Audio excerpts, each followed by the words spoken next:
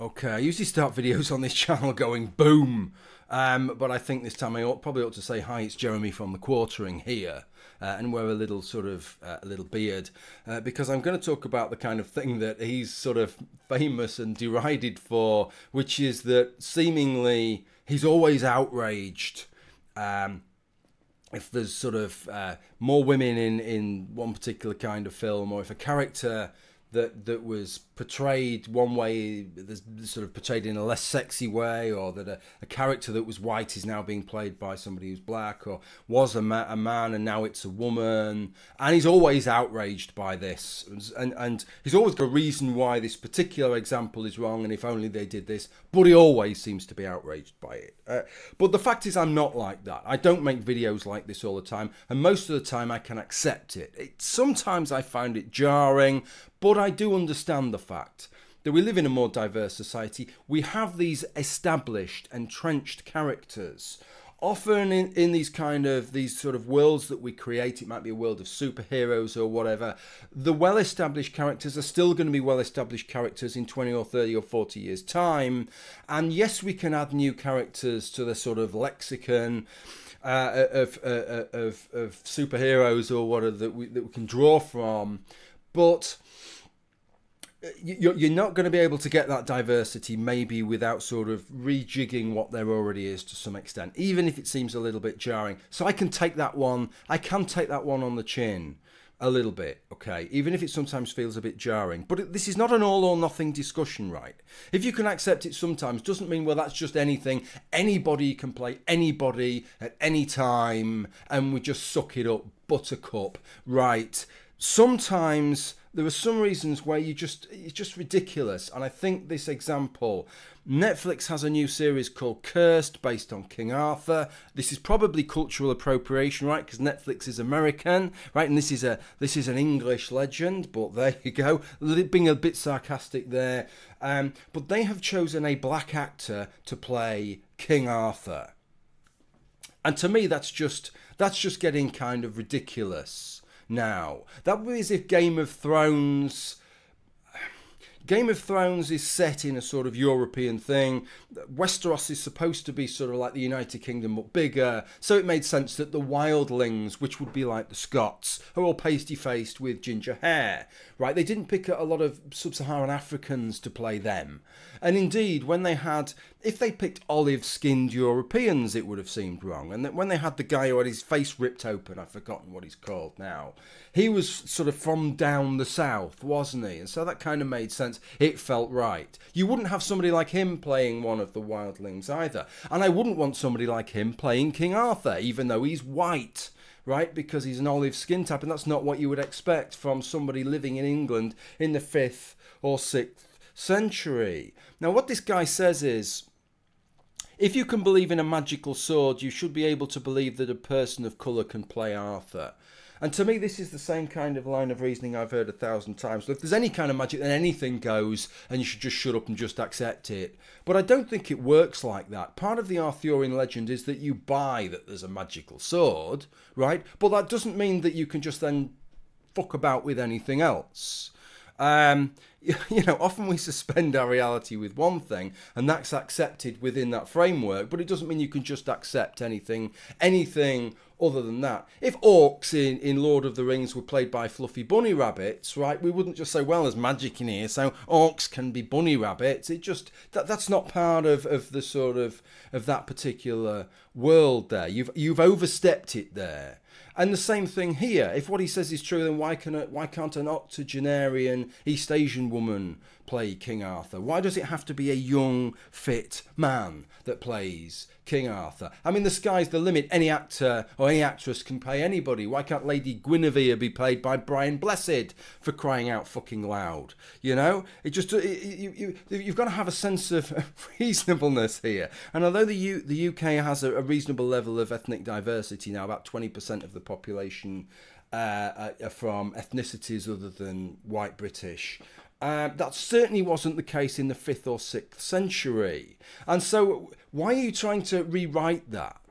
As I said to a couple of people on Twitter, if this was an African folk myth. There's lots of them, and some of them are quite wonderful. My young son has been watching a series where they have these tales from Africa, how the leopard got its spots. There's talking animals, there's magic involved in all of this, ladies and gentlemen. But if you took one of these ancient sort of African tales from centuries that have been passed from word of mouth for centuries, and you've got the tribal king there, and it's played by Hugh Laurie, playing a kind of upper middle class, slightly raffish version of a tribal king there, looking as pasty as fuck, right?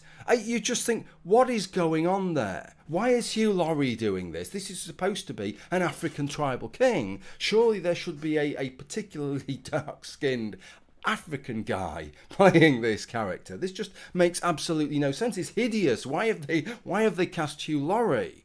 And I don't see, that is exactly the same situation as you have with King Arthur. It just seems so forced, and it just seems so unnatural that you would do that.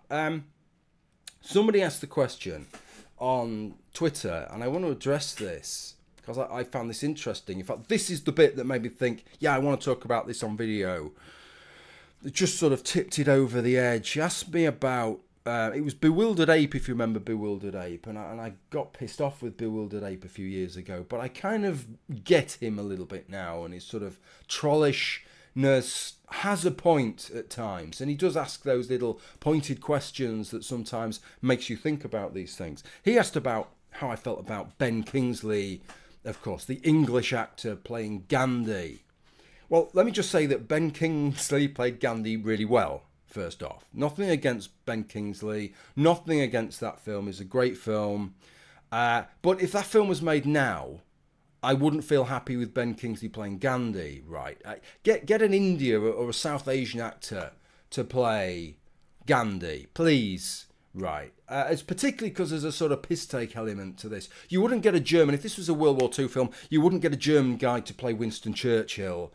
Why are you getting an English guy to play the person who's held up as the pillar, the paragon of somebody opposing largely English, but British, but largely English colonialism? There's a slight sort of perversity to that, I think. So I'm not entirely easy about that. I'm easy about it in that it happened when the film was made 20 years ago or whatever, and so that's fine. I don't think we should cancel the film, still watch the film. I don't think it needs a warning or anything, but I wouldn't do it that way now.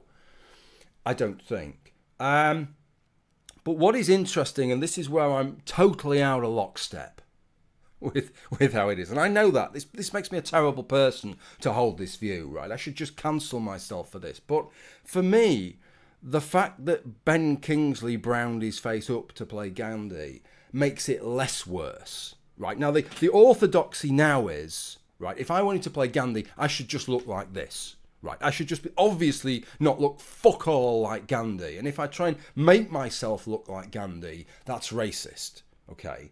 But for me, at least Ben Kingsley browning himself up, he was doing what an actor was supposed to do, which is to try and look like the person that you're trying to portray.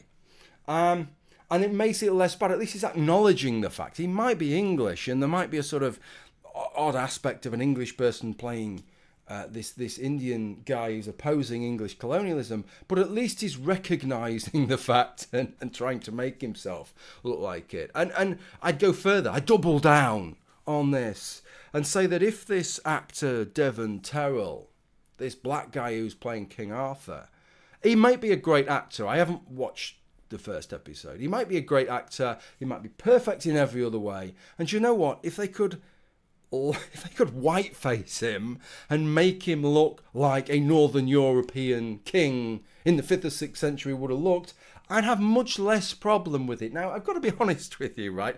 I probably still would tweet at the hypocrisy that that's okay, but if it was a white actor doing it the way around, then that would be, all hell would fucking break loose. So, let me just accept that I probably would have some issues with it still, but that's because the whole situation is messed up.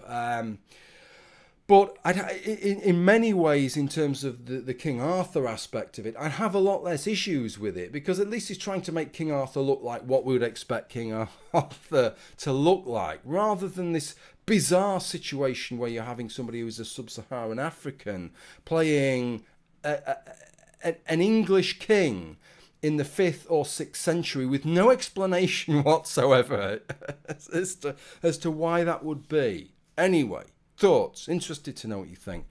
Thank you for listening.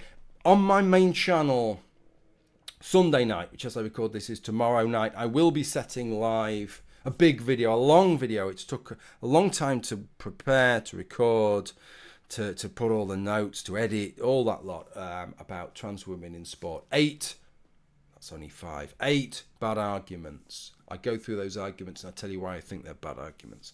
So look out for that. Thank you for watching. Bye for now.